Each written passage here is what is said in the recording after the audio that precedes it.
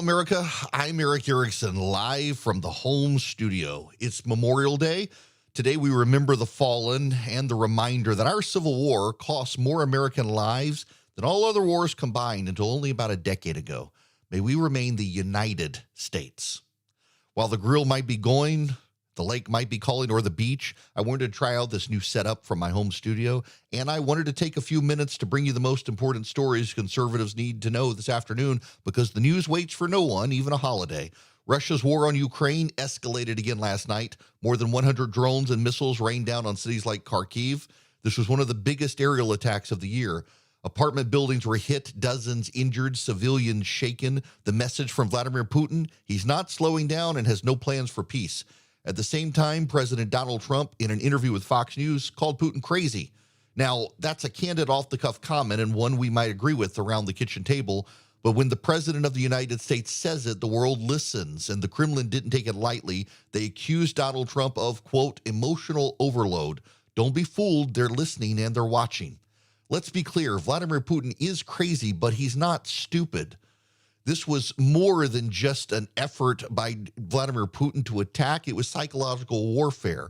He sees hesitation in Washington, confusion in NATO, and a divided West. He's exploiting it.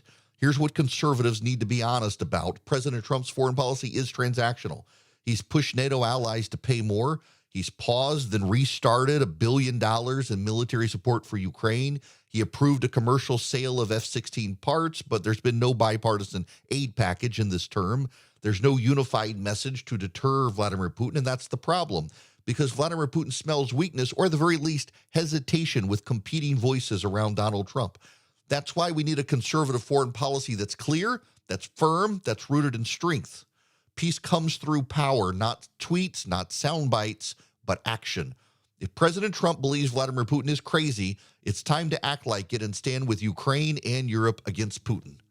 Now let's shift from missiles to markets. President Trump has hit pause on new tariffs against European electric vehicles. The tariffs were supposed to kick in this week, now delayed by 60 days. What's going on? The president's playing a negotiating game with the EU, and let's be honest, he's good at this.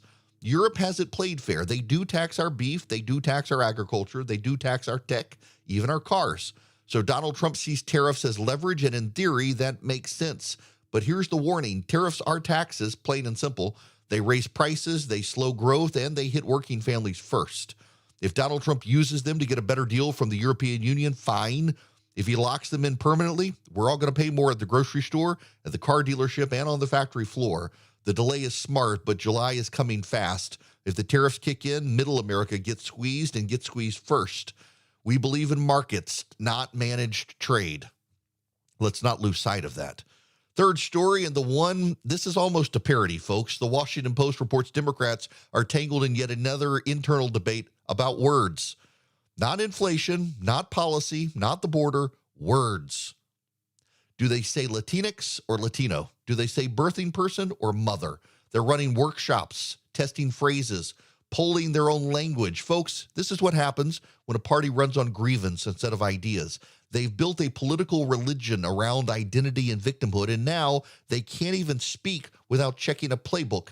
Meanwhile, everyday Americans are asking, can I afford groceries? Is my kid learning anything at school? When is crime going to get back under control in Democrat-run cities? But Democrats, they're worried about whether to say equity or equality. This is the soft tyranny of the left. It's about control, not compassion. Control of speech, control of thought, control of the terms of debate, and we can't let them win. Words matter, and truth matters. A woman is a woman, a man is not a woman, and Latinx, not even a real word.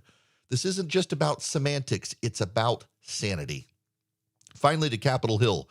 Speaker Mike Johnson is staring down a massive showdown with Senate Republicans over his sweeping reconciliation package. The bill funds the Pentagon, the border, helps with Ukraine. It's big, and Senate Republicans hate it.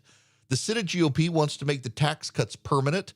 They want to give up the costs of the bill. They want to gut the expanded state and local tax deduction, which could imperil final passage in the House if they do. They want to increase defense spending, accurately noting the House increase still amounts to a cut due to inflation. We need to dig in. We got to get this bill passed.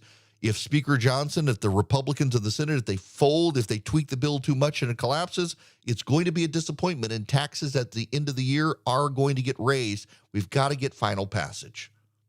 So, as the grill heats up, as we remember the fallen on Memorial Day, here's what matters. Russia has escalated. President Trump calls Vladimir Putin crazy, but he's yet to follow it up with decisive action against the Russians. Tariffs on the EU are paused for now, but they're not dead. Democrats are policing pronouns while ignoring the pain in your wallet yet again. And Speaker Johnson is either about to get a big conservative win or preside over another GOP own goal thanks to his friends in the Senate. This is the Afternoon Briefing. I'm Eric Erickson. Please be sure to subscribe to our YouTube page, like, share, get the word out. Thanks for joining me. Enjoy your afternoon. Honor the fallen. And as always,